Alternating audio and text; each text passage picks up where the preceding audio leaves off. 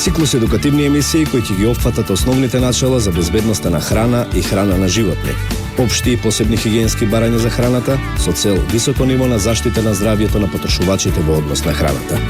Земајќи ја разновидноста при снабдување со храна, вклучувајќи ја и храната со традиционални карактеристики. Кои се неопходните услови да се започне бизнис со храна?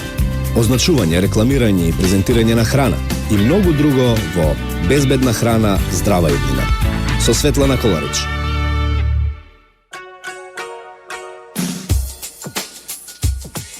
Добар ден, почитувани слушатели на Радио Слободна Македонија. Се надевам дека и денес ќе успееме да го задржиме вашето внимание и да поминеме заедно неделно попладне со емисијата Безбедна храна, здрава иднина. Денешен мој соговорник е Димитар Терзиевски, доктор по ветеринарна медицина, помошник раководител на сектор за здравствена заштита во Агенцијата за храна и ветеринарство. Димитар, добар ден. Добар ден. Ви благодарам што одвоивте дел од вашето време да бидете со слушателите на Радио Слободна Македонија. Денешната емисија ќе се разликува малку од досегашните теми, но секако дека индиректно и таа си има влијание во делот на безбедност на храна. Ќе спомнеме една интересна тема која што е нова во Република Македонија, неизвикана, непротажирана, Законот за заштита и благосостојба на животни. Сепак сите треба да сватиме дека животните се свесни суштества и дека третирањето треба да биде соодветно на нивните потреби. Ќе ми дозволиш да во самиот вовед спомнам една студија направена во Америка, каде што дел од фармерите направиле студии за свињи. Ги поставиле на еден огромен простор неколку вида на куќички. Во едната куќичка имало слама и кал, во другата куќичка плочки, во третата куќичка паркет. Меѓутоа, кога ги пуштиле свињите да одберат во кое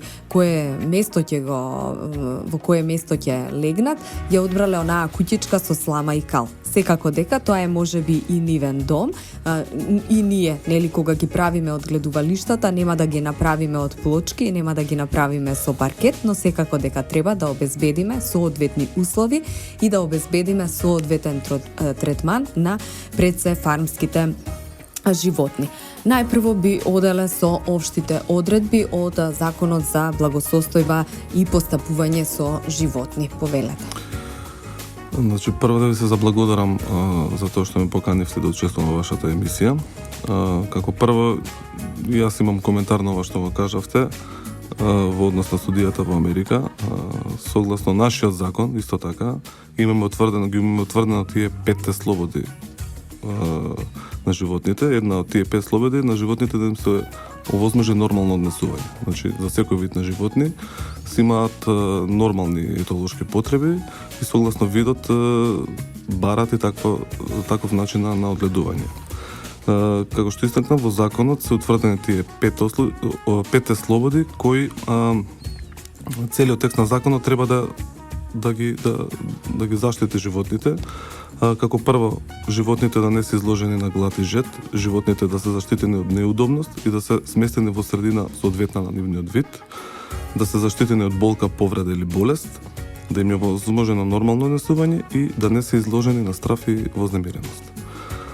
Значи, преку овие 5 слободи, со самите одредби на законот, сакаме значи да ги одгледувачите да ги исполнат овие 5 слободи. Како прво и основно во законот имаме општи членови, значи се однесуваат на сите видови животни. Потоа имаме членови кои се однесуваат за посебни видови на животни, за одгледување на говеда, на свињи, на кокошки несилки, на бройлери.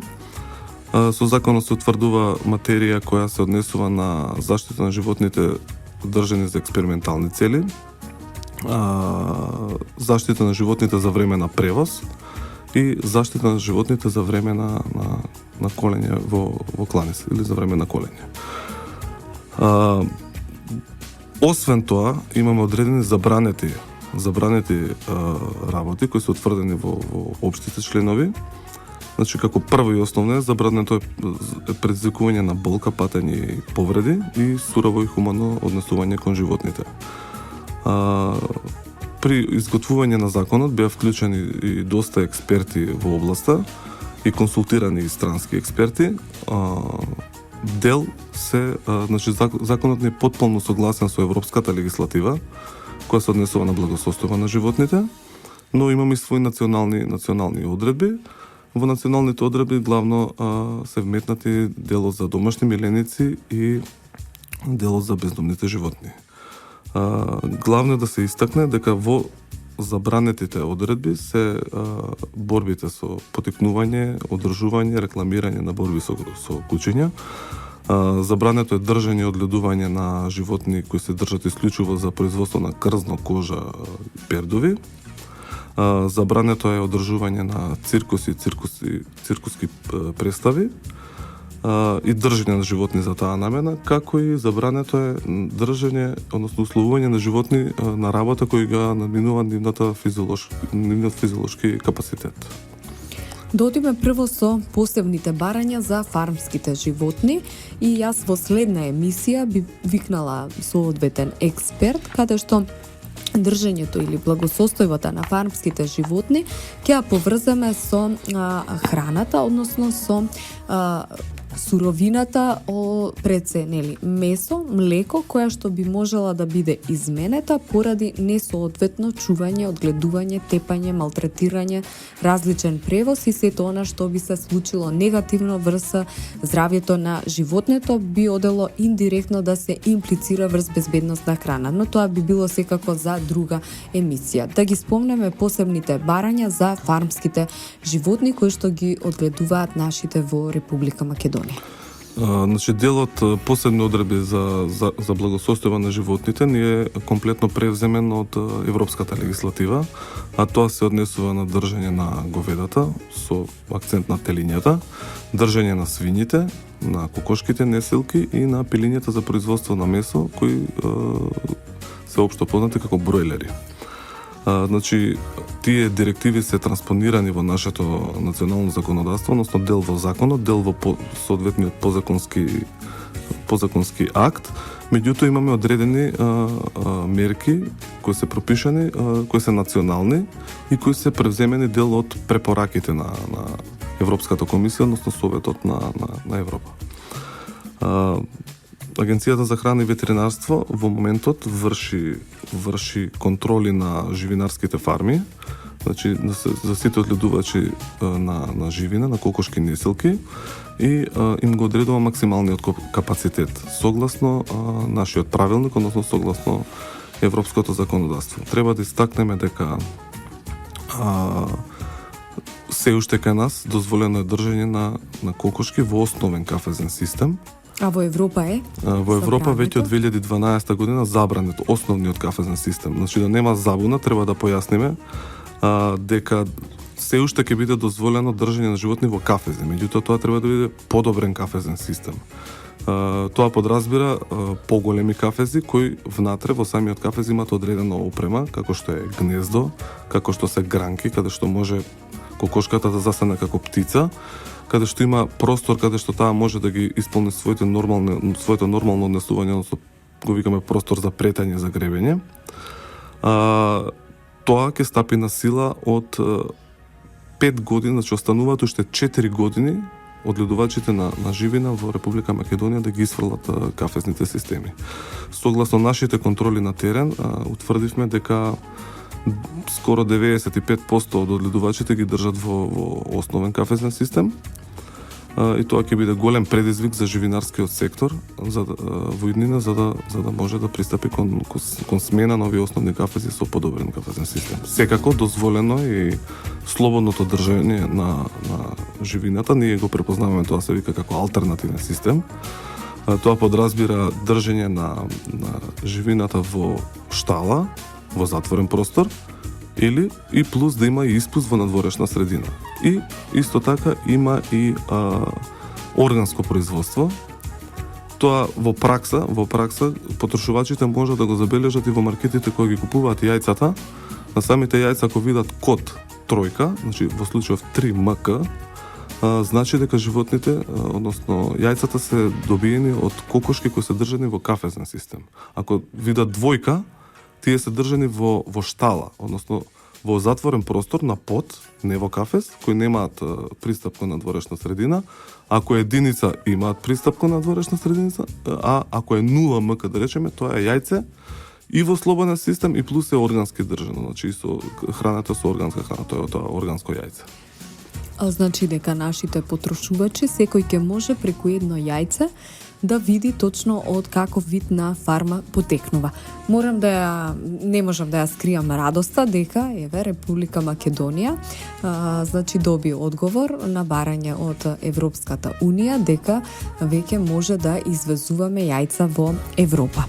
Меѓутоа, да спомнеме, дали извозот на јајца, доколку доаѓаат од слободно држење или кафезно држење, ќе влијае на фактот, затоа што во Европа веќе имаше неколку можности да една земја го забрани увозот на јајца од друга земја, доколку тие јајца не потекнуваат од фарма нели која што ги исполнува европските барања. Како е кај нас регулиран тој дел?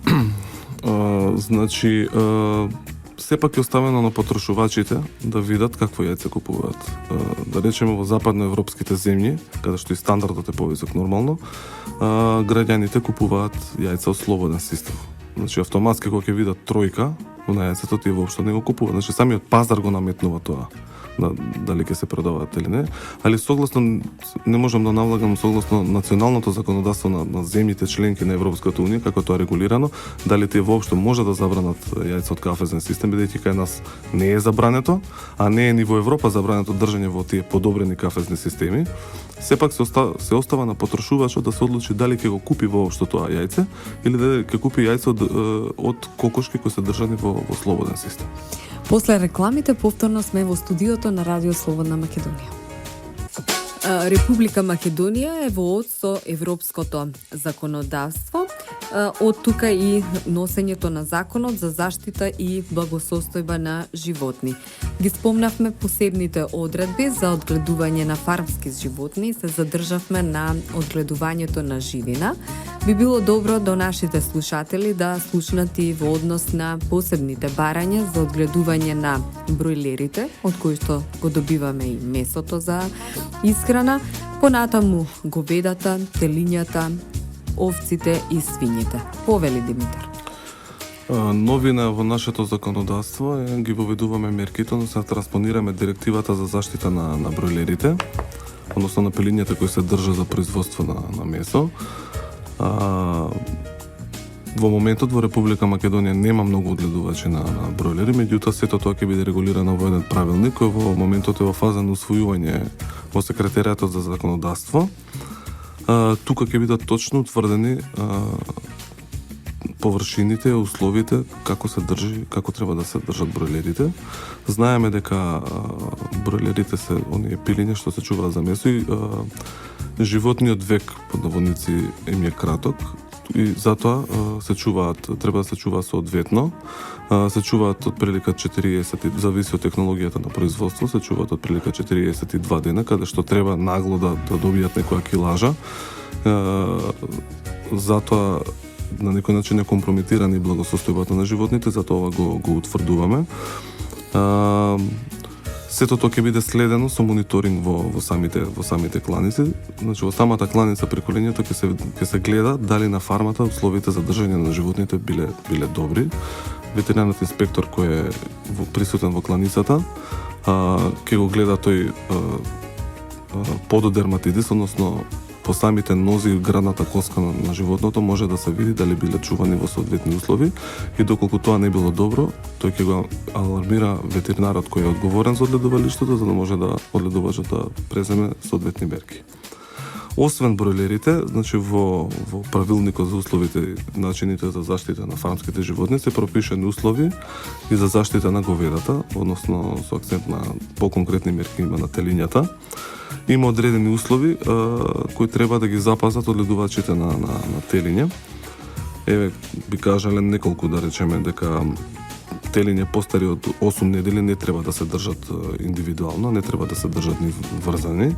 По дефиниција за теле се подразбира говедо со старост до 6 месеци. Потоа, исто така за кога се однесува за повозрастните категории на говеда, како што се кравите и јуниците, треба да им се обезбедат удобни суви лежишта, за секој животно да има свое лежиште. Треба да истакнеме да не бидат во заблуда одгледувачите дека збориме за благосостојбе, дека животните треба да бидат пуштени, да се значи треба да се чува соодветно, не е забрането држење оној систем врзан на крава, значи треба да се врзани, меѓутоа треба на животното при станување и легнување да му се овозможени нормално легнување и станување.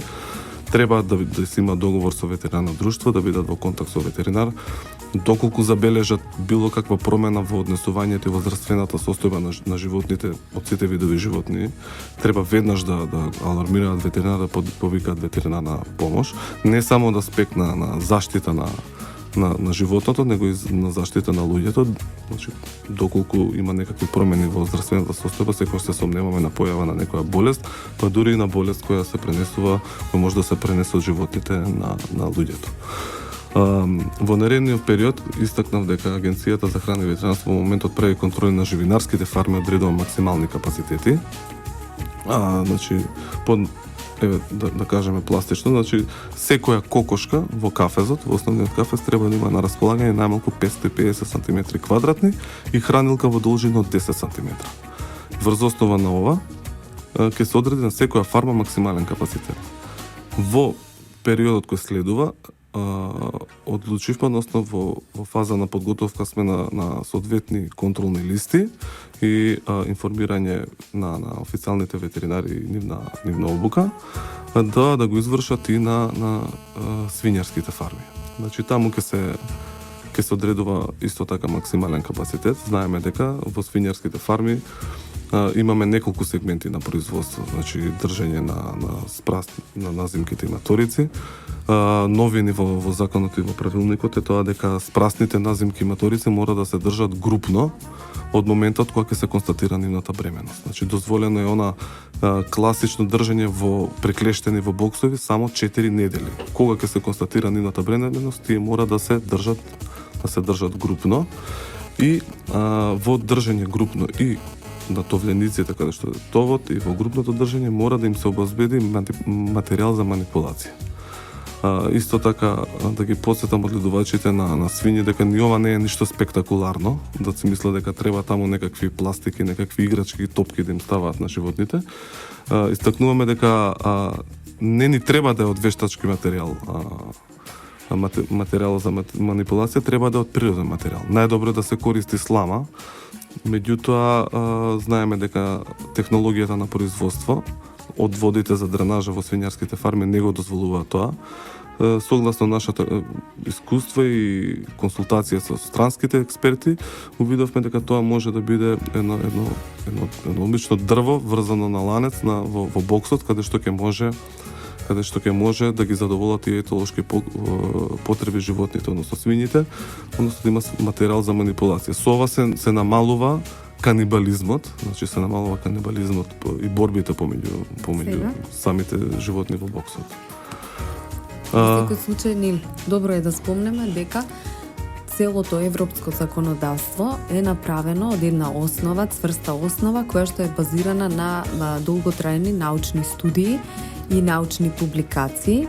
И добро е што иако не сме земја членка на Европската унија, ние сме аспиратор и земја која што потпиша договор за стабилизација и асоциација и го чекаме времето кога би станали ние членка во Европската унија. Но добро е што сите тие бенефити на европското законодавство ги транспонираме, а потоа си правиме своја национална рамка за да се прилагодиме кон нив. Пред се ние сме дел од европските потрошувачи на храна, бидејќи колку и ние да зборуваме, сепак Република Македонија е земја која што зависи во делот на храната од увозот на храна. Значи, увозот на храна од Европа е дефинитивно контролирана и ние како граѓани на Република Македонија имаме бенефит да го тоа користиме од една страна, од друга страна да ги натераме нашите одгледувачи да направат еден соодветен производ од фармските животни, соодветна суровина која што ќе ги задоволи сите тие европски барања. Ги спомнавме научните студии, научните публикации кои што се прават врз голем број на експериментални животни. Експериментални животни, можеби некои од слушателите смета дека се од нас далеку, но сепак треба да спомнеме дека со овој закон се уредуваат и начинот на третирање на експериментални животни, а експериментални животни во Република Македонија има. Да, точно е дека има. Во однос на овие научните докази, како што ги кажавте, во Европа, секогаш кога се носат тие закони и директиви, секогаш се подкрепени врз основа на некои научни истражувања. Значи, тука се вклучени голем број на експерти во Европската унија, се консултираат први, потоа се носат овие одредби.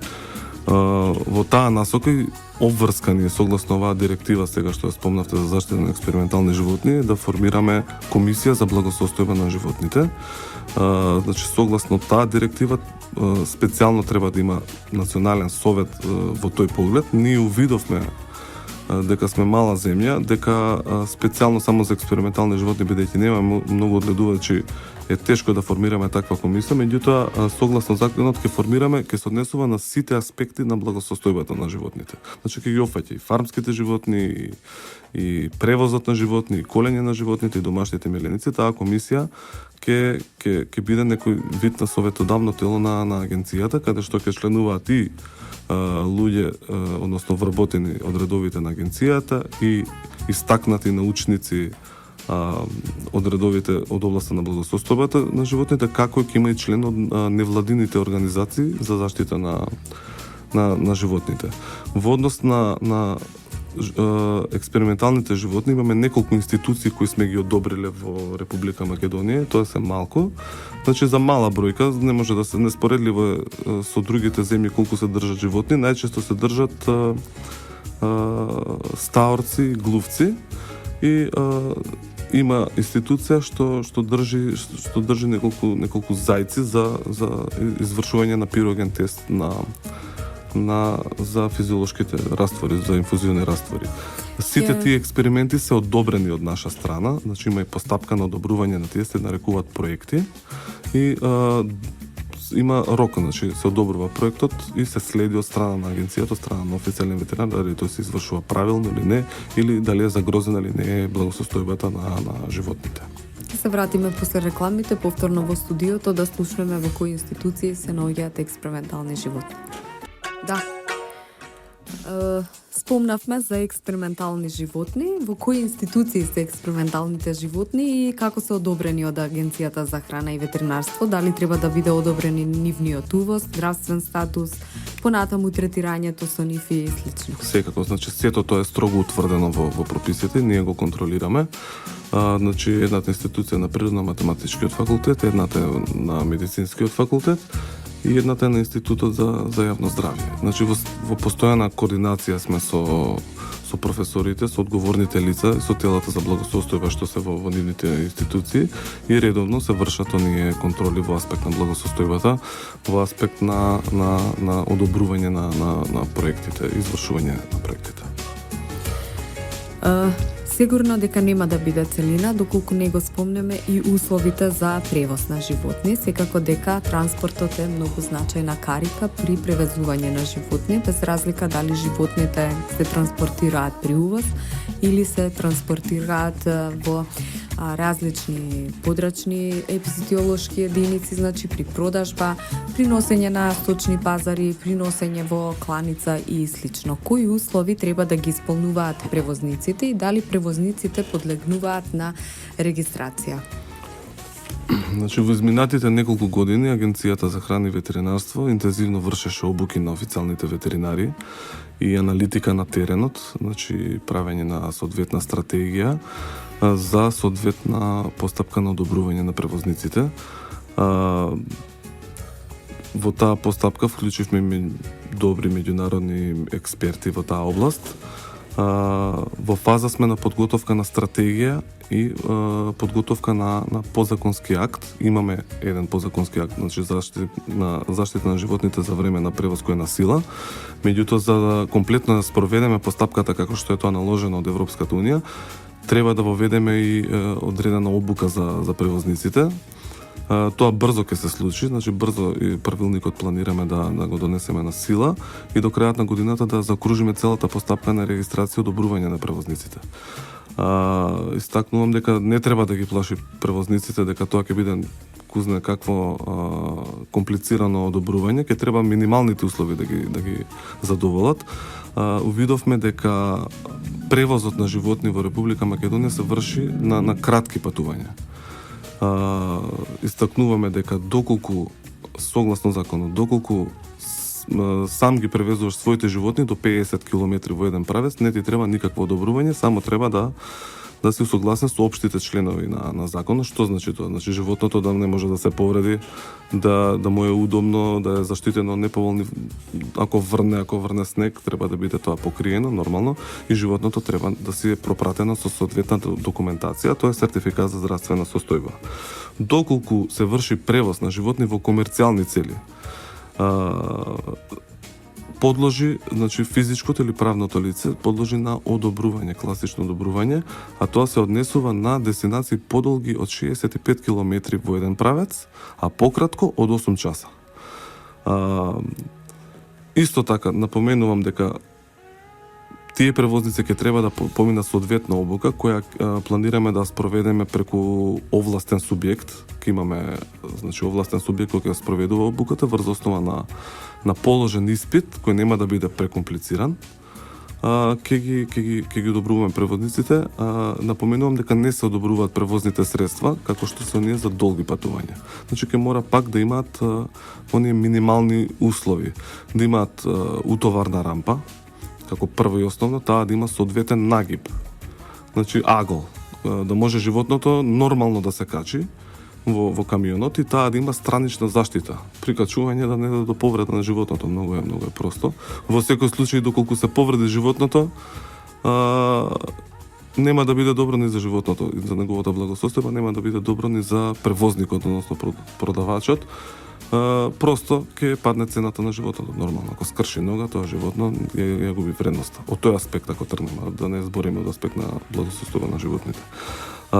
Внатре треба да биде суво, да не може да истекуваат течности. Сега збориме од аспект ако ги превезува животните, ако не да Боже имат може се во некоја латната фаза на болест да не ги шират фецес, фекали и урина, нормално, и треба да имаат прегради. И начинот на врзување во самото превозно средство за време на возењето треба да може да му возможи на животното да станува, да легнува нормално, да не настапи некаква несакана работа, односно да се загоши или да се повреди животното. Исто така самиот возач треба да е свесен дека тој вози живи животни, не вози предмети и начинот на возењето треба да биде соодветен, без нагли вртења, нагли застанување, нагли кочење.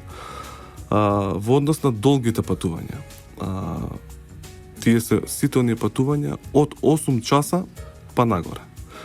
Тука се одобруваат и превозните средства. Освен превозникот, превозното средство треба да има поилки внатре, односно треба да има вода. Во некои случаи треба да има резерви на вода, треба да има и храна, треба да има навигацијски уред, треба да има на рампата за отварање уред кој идентификува кога се отвара и кога се затвара, треба да има вештачка вентилација, вентилатори кој работи независно, мора да работи, да има можност да работи 4 часа независно од работата на моторот на превозното средство.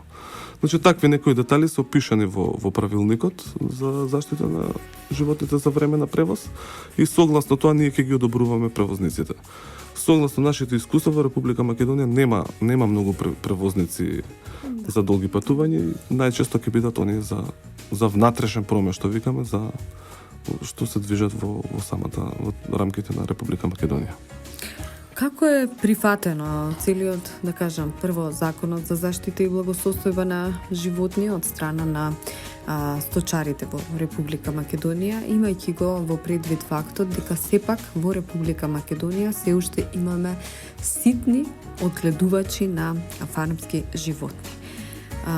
Се надевам дека ова е влезено во вашата стратегија и планирање. Секој оној кој што нели сака да се занимава со интензивно сточарење и има поголем број на фармски животни, нема да му биде проблем да ги исполни сите овие услови. Но имајќи во предвид дека голем број на одгледувалишта се уште се со 2 до 3 грла нели на самата фарма, дали ова го имате во предвид при носењето и имплементацијата на законот? Да, секако го имаме во предвид. Во секој случај, генерално може да кажеме дека одгледувачите на животните тоа е традиција кај нас и се свесни за нивната благосостојба. И ги држат генерално соодветно на нивниот вид. Никој не сака да го измачува своето животно, бидејќи од проста логика, ако го измачува, ако не го држи во добра благосостојба, нема да има добро млеко, нема да има добро месо нормално. Ќе се намали млечноста и продукцијата на животните. Генерално сите ги држат горе-долу во добра благосостојба. Единствена забелешка ни е, согласно нашиве контроли на терен, дека луѓето слабо водат евиденција на фармата, а тоа им е обврска. После рекламите ќе се вратиме повторно во студиото и ќе продолжиме со темата дали благосостојбата делува врз суровината, односно дали делува врз животното, за да тоа ги продуцира месото, млекото, волната онака како што треба и што треба да се води на самата фарма. Добар ден од студиото на Радио Слободна Македонија. Ќе продолжиме со последниот блок од емисијата. Денешен мој соговорник Димитар Терзиевски, доктор по ветеринарна медицина, помошник раководител на сектор за здравствена заштита. Зборуваме за Законот за заштита и благосостојба на животни. Добро е, Димитар, да спомнеме кои се обврските на еден фармер при одгледување на животни во поглед на неговите обврски према тоа дека животното треба да биде нели соодветно лоцирано на соодветен простор, да биде регистриран, да го означи животното и ред по ред. Добро, значи основните услови за благосостојба на животните, за држење на животните, ги кажавме, освен тоа дека треба да се обезбеди квалитетна храна, во доволни количини, хигиенски исправна, нормално, и квалитетна вода и соодветна инфраструктура, да речеме, штала и персонал односно одгледувач кој соодветно тоа ќе го спроведува. Треба ќе истакнеме неколку работи, бидејќи има многу, ќе истакнеме неколку главни работи кои се должности на самиот одгледувач. Како прво, треба да води евиденција. Нашите искуства на терен покажува дека скоро никој од фармерите, од одгледувачите нема евиденција за укажан медицински третман. Има во ветеринарното друштво, меѓутоа треба да има на самото одгледувалиште. Тоа не е ништо комплицирано, тоа е само една обична тетрадка, каде што било што да се врши интервенција на животното треба да се запише, а тоа треба да го запише ветеринарот нормално, бидејќи тој е задолжен за тоа, нели? И да се потпише, да каже дали е лекувано животното, дијагноза, се знае ветеринарот што пише. Тоа треба да се чува во рок од 3 години, како и обврската за водење на евиденција на најдени угинати единки. Особено во ние живинарски фарми, каде што нормално на секојдневна база умираат одреден број на животни, кај бройлерите нормално. Обврската на одгледувачот, една од најбитните обврски, доколку забележи промени во однесувањето во здравствената состојба, веднаш да алармира ветеринар. Значи, секогаш одиме со тоа дека се сомневаме на некоја заразна болест. Не знаеме што е. Тогаш ветеринарот ќе се превземе работата согласно неговите надлежности нормално. Исто така, доколку ги движат животните, односно доколку ги продаваат животните, купуваат, тие треба да бидат пропратени со сертификат за здравствена состојба. Тоа го издава ветеринарното друштво под координација со ветеринарниот инспектор. Значи, секој животно доколку се продава, се движи, мора да биде со здравствен сертификат. И таму ветеринарот се знае како се пополнува. Друга главна обврска е да се постапа согласно Законот за идентификација и регистрација. Збориме за говедата, за овците, за козите и за свињите. Главно е кај говедата и кај овците и козите, нели тоа истото е поврзано со добивање на субвенциите. Секое животно мора да биде обележено с ушни маркици. доколку има само еднушна маркица, треба веднаш да се пријави и за да може ветеринарното друштво да може да му се реиздадат дупликат уште маркици.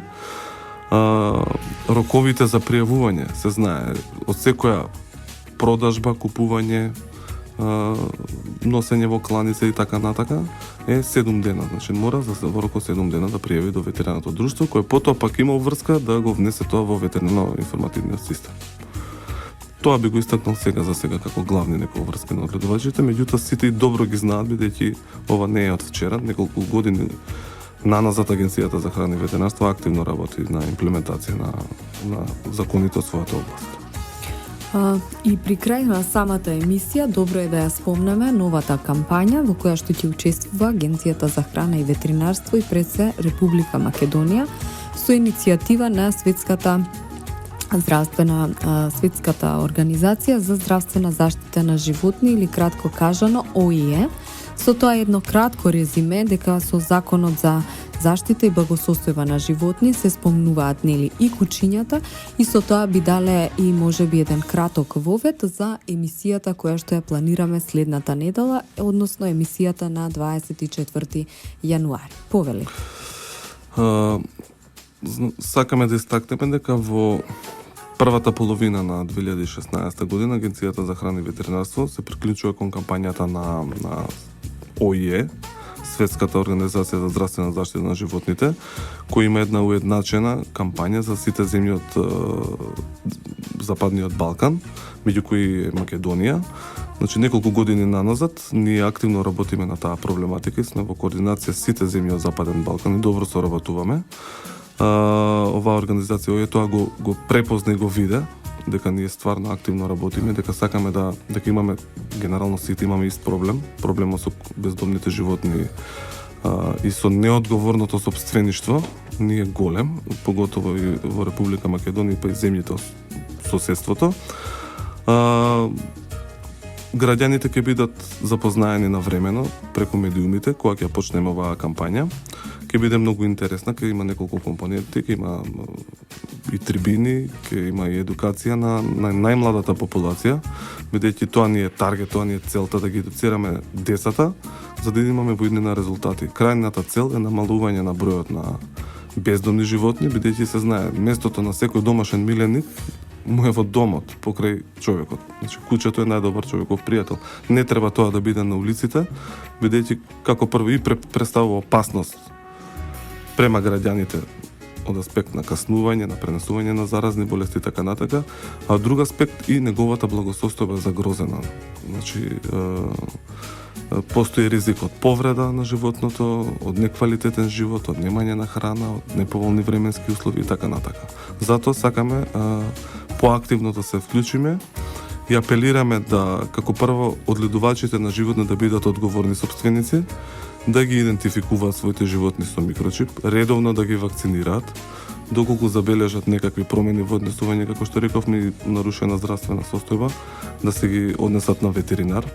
За сите потенцијални држатели на кучиња, добро да размислат, значи добро да се преиспитат дали може да чуваат куче како прво, дали имаат услови и да бидат свесни дека во наредните 10 години тоа куче ќе биде членот на нивното семејство. Кога тие ќе одат на одмор, треба и тоа да си го земат кучето на одмор, а не може туку така да го остават на улица или да го дадат или да го напуштат, што е забрането нели со закон. Крајната цел е, како што реков, да имаме една намалена популација, да генерално после одреден број на години, како што е случајот во земјите од Западна Европа, ги немаат кучињата бездомни на улица, бидејќи работеле активно на оваа проблематика, заедно треба сите да работиме. Ние сме како агенција исто во координација со општините, и со владините, и со невладините организации, и со граѓаните, заедно да го решиме овој проблем, а ние стоиме на располагање во секој момент на граѓаните. Ти благодарам, Димитар, чувствувам одговорност на слушателите да им укажам дека сето ова што се говореше во оваа емисија и сето она што го оставивме за следната емисија се превентивни мерки кои што одат во насока на заштита на здравјето на човекот односно преку благосостојбата и здравствената заштита на животни, ние го превенираме човечкото здравје. Димитар, ти благодарам што беше дел од денешната емисија на Радио Слободна Македонија. Трговско радиодифузно друштво, Радио Слободна Македонија. Јас сум Светлана Коларич, денеска е 17 јануари 2016 година. Продукција Радио Слободна Македонија. Се слушаме следната недела на 24 јануари. Бидете со нас. Пријатно. Циклус едукативни емисии кои ќе ги опфатат основните начала за безбедноста на храна и храна на животни, општи и посебни хигиенски барања за храната со цел високо ниво на заштита на здравјето на потрошувачите.